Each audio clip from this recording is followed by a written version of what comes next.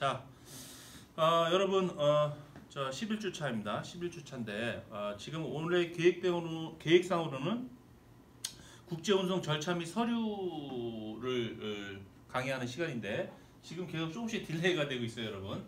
지난주에 인코텀즈에 대해서 얘기하고, 또 인코텀즈에 따라서 뭐가 달라진다? 선박 수배자가 달라지게 되는데, 그 선박 수배 얘기하다가 마무리를 못 졌죠.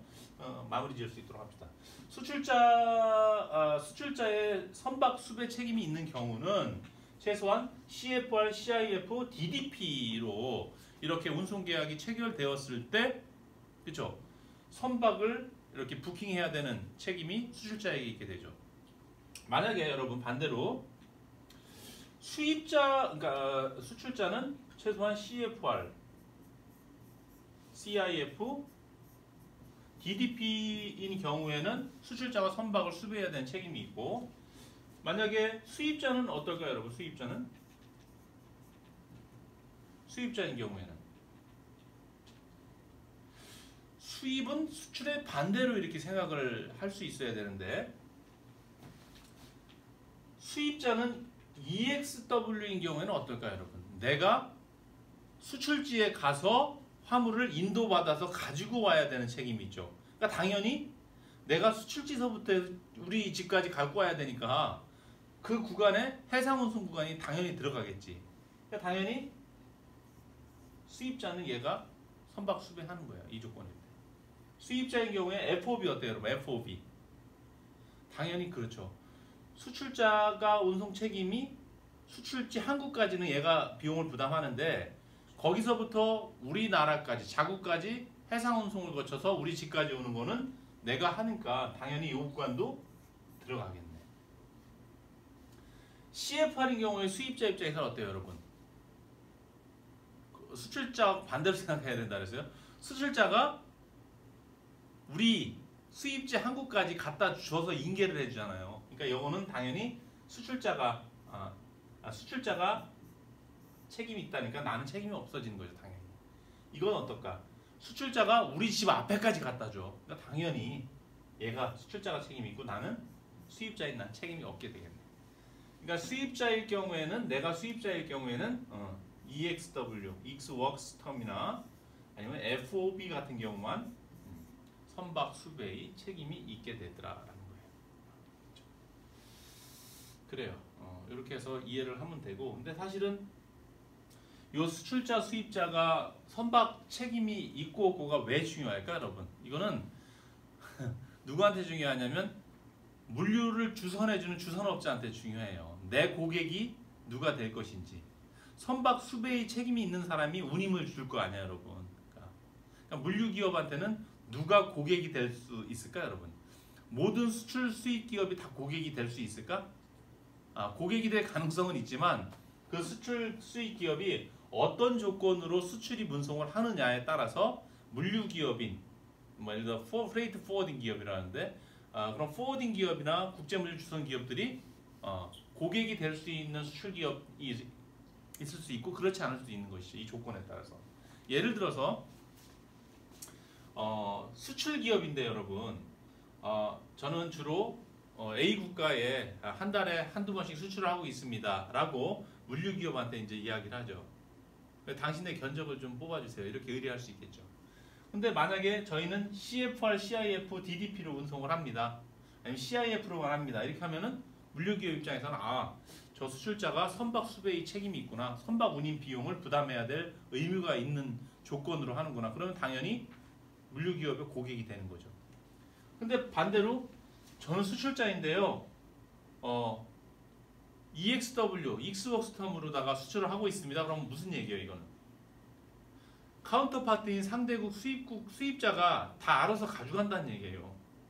그러니까 수출자가 나한테, 물류기업이 나한테 운송을 의뢰하거나 견적을 뽑거나 선박을 수배해달라고 해야 될 이유가 있어요, 없어? 없죠.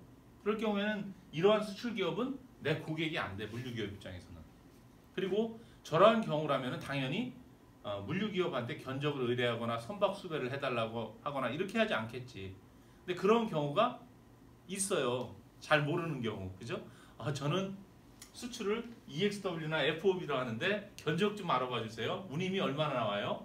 선박 운임이 어느 정도예요? 이렇게 묻는 경우가 있어요. 그러면 물류기업 입장에서는 고객이 아닌데 왜 묻지? 이렇게 이제 의문을 갖는 경우도 있고, 실제적으로 물류를 잘 모르거나 신입 사원이 들어왔거나 그러면 이런 실수를 하는 경우가 종종 있죠.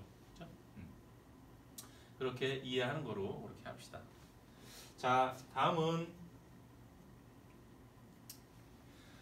오늘 원래가 국제운송 절차하고 서류인데 그거 전에 저기를 좀 할게요. 컨테이너 운송 형태에 대해서 좀 알아볼 수 있도록 그렇게 합시다.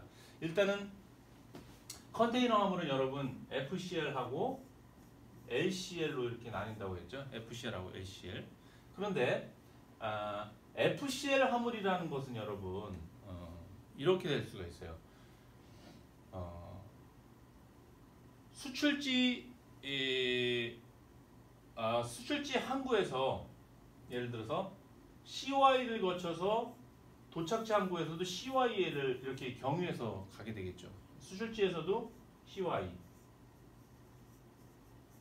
수입지에서도 CY를 거쳐서 이렇게 통과해서 화주에게 가게 되는 화물이 FCL이라고 볼 수 있어요.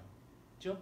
이런 경우는 이 컨테이너가 수출지에서도 포장이 된 상태로 수입지까지 그대로 유지돼서 가는 거예요. 다시 말해서 수출자도 한 명이고 수입자도 한 명이라고 가정할 수 있겠죠. 그렇죠? 1대1로 이렇게.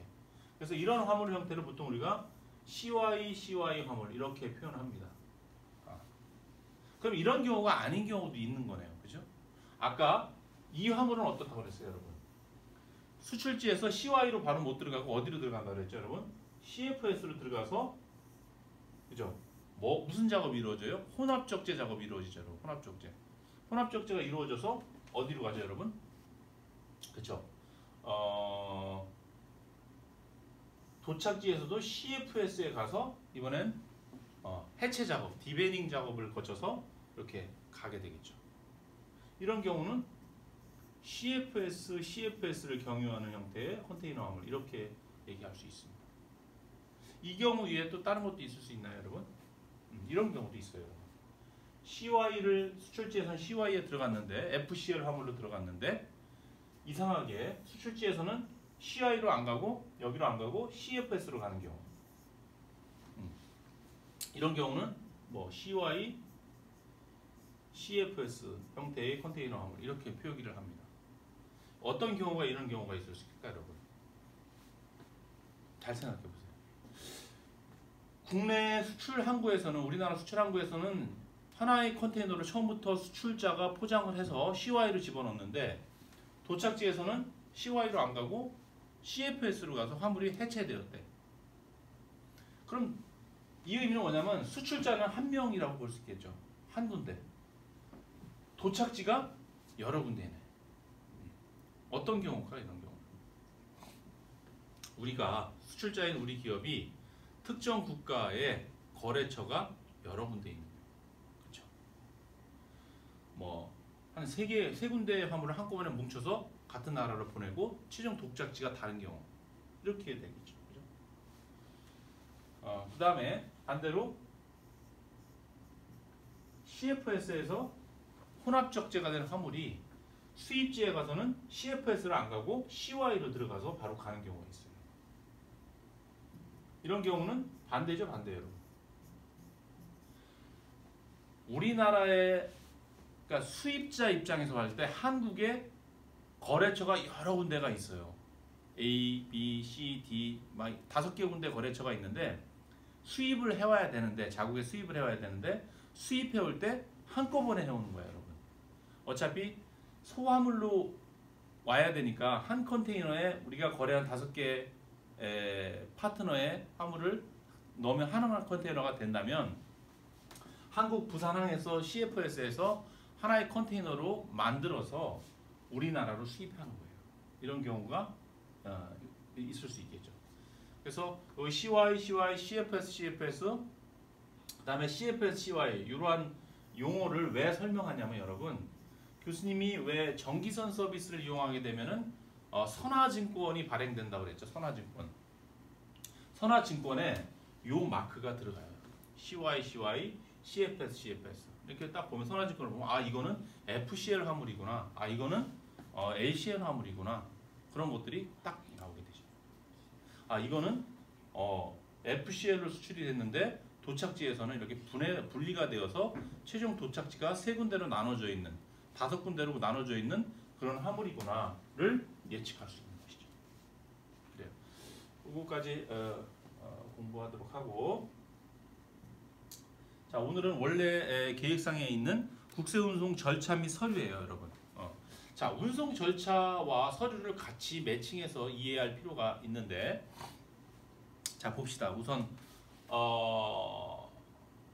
첫 번째로 여러분 예를 들어 수출기업이 운송 수요가 발생했어요. 그러니까 내가 수출해야 되는 사안이 발생을 했어. 그렇죠? 그러면 어떻게 할까요, 여러분?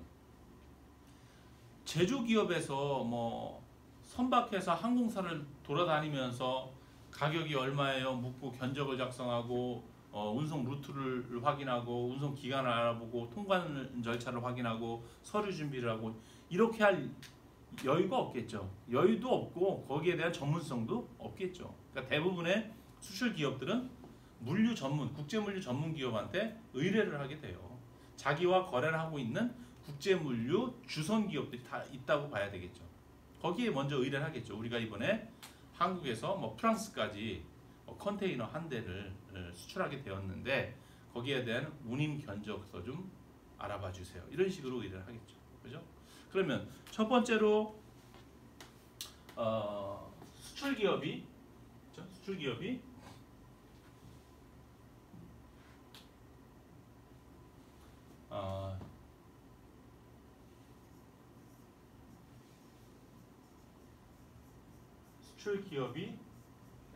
그렇죠. 물류주선기업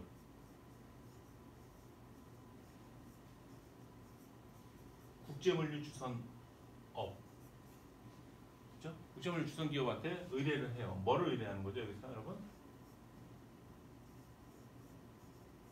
운송 견적을 의뢰하게 됩니다. 운송 견적.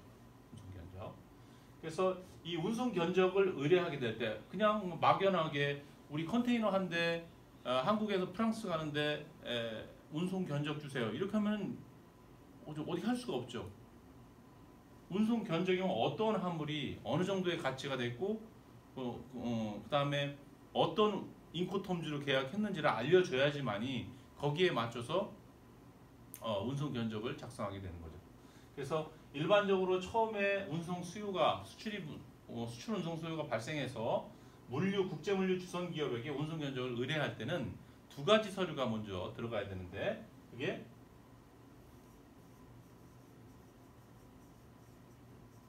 커머셜 인보이스, 그렇죠? 이걸 상업 송장 이렇게 얘기합니다. 요거 하고 그다음에 패킹 리스트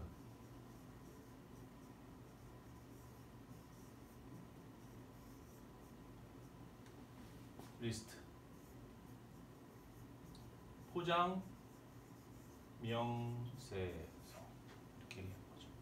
이걸 갖고 의뢰를 하는 거예요. 그러면은 이 커머셜 인보이스라는 서류는 어떤 역할을 하는 거냐면 수출입 운송을 해야 되는 화물의 가치, 밸류가 얼마인지를 나타내주는 서류고요. 이 포장 명세는 그러한 가치를 가진 화물이 어떠한 포장 형태로 되어 있고, 그죠? 개수는 몇 개이고 중량은 어느 정도 되는지. 포장 형태, 그렇죠? 또 수량, 무게, 또 뭐 있을까요, 여러분? 가로, 세로, 높이, 부피, 크기. 팔레트 포장인지, 박스 포장인지, 팔레트 포장인데 몇 개인지, 팔레트의 무게는 얼마인지, 팔레트의 크기는 가로, 세로, 높이 어느 정도인지 이런 것들이 명세가 되어 있는 것이죠. 요 서류를 두 개를 가지고서 운송 견적을 의뢰하게 됩니다. 이 운송 견적을 의뢰하는 서류를 보통 Freight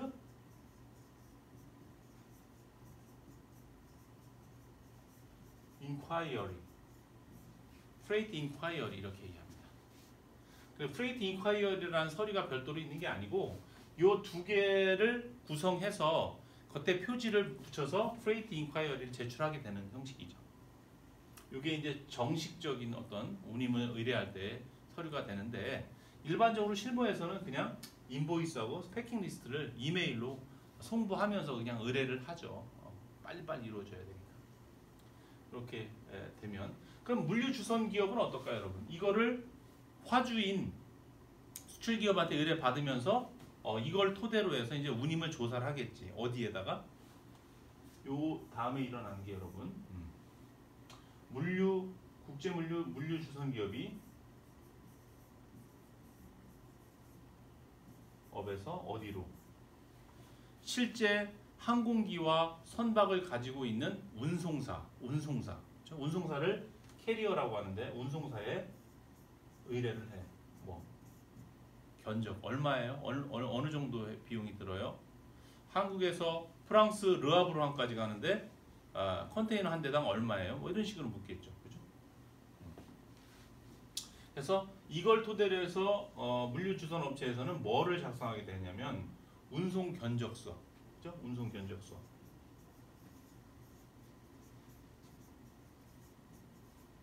에스티메이트라고요.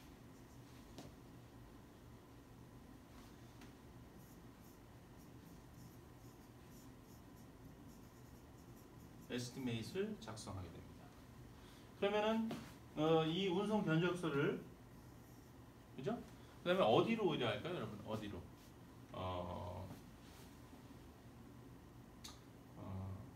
운송 견적서를 이제 어디로 보내냐면 수출기업으로 보내게 되겠죠. 그렇죠? 수출기업에 보내서 물류주선업체에서 그런 거죠. 당신들이 의뢰한 요 상업 송장과 패킹 리스트, 포장 멍세서에 근거해서 제가 운송사에 견적을 의뢰해서 이렇게 운송 견적서를 작성했습니다. 이렇게 되겠지. 그럼 수출기업에서 보고서 컨펌을 해주게. 좋습니다. 이대로 진행해 주세요. 이렇게 하면은 여기 견적서에 나온 대로 그 운임을 기반해서 운송 작업을 하게 되죠. 그럼 이제 내 고객인 수출기업에서 컨펌이 떨어졌어. 지금 제출한 요 운송 견적서대로 진행해 주세요. 떨어졌죠. 그러니까 이제 국제물류주선기업은 이때부터 수출기업을 대신해서 이 운송사에 부킹도 하고 통관도 대신해서 해주고 도착지까지 도착하는 데 있어서 모두 운송 책임을 위임받아서 수행하게 되는 것이죠. 그럼 이제 물류주선업에는 이제 뭐를 해야 돼요, 여러분? 부킹을 해야 되겠죠, 부킹. 그러니까 부킹이 뭐라고 그랬어요, 여러분? 여객으로 치면은 예매하는 거예요, 예매. 이 부킹 작업을 하게 돼요, 부킹. 그래서 이 부킹할 때 필요한 서류는 뭐가 있냐면 여러분, 아까 여기서 얘기했던 커머셜 인보이스, CI, 그다음에 패킹 리스트, PL, 그다음에 뭐가 있어야 되냐면 여러분, 엑스포트 라이선스라는 게 있어요.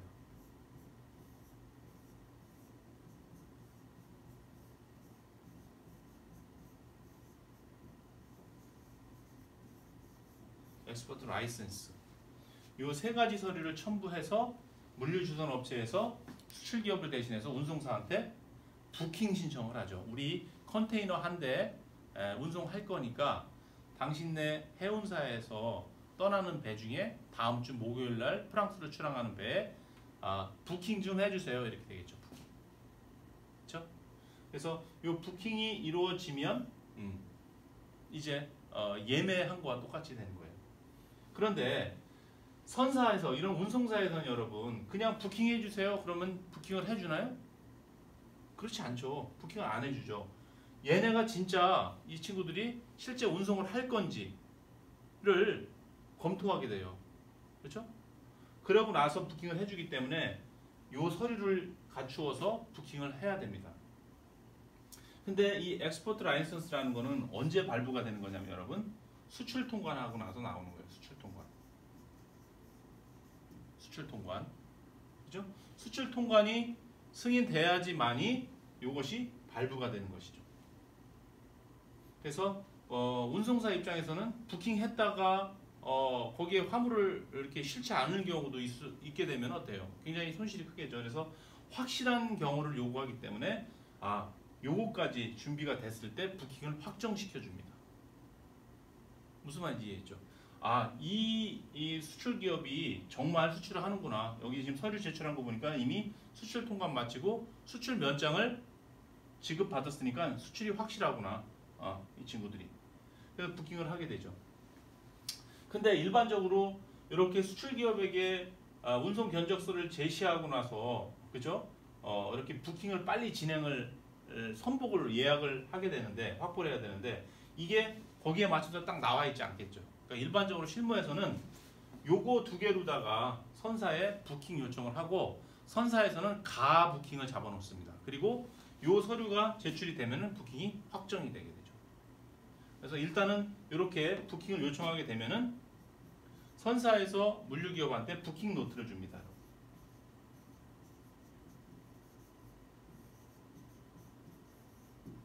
부킹 노트를 주죠. 예약이 어느 정도 된 것 같으니까. 그렇죠? 그래서 이 부킹 노트를 주면 이제부터 뭐를 하게 되냐면, 그렇죠? 그 부킹되어 있는 선박 스케줄에 맞춰서 화물을 준비하고 운송을 해야 되는 겁니다. 그래서 그 절차부터는 다음 시간에 할 수 있도록 그렇게 할게요. 그래요. 오늘은 이번 주는 여기까지 하고 다음 시간에 요거 이어서 계속적으로 이 절차에 맞추어서 서류에 대해서 공부해 볼 수 있도록 그렇게 합시다. 수고 많았습니다.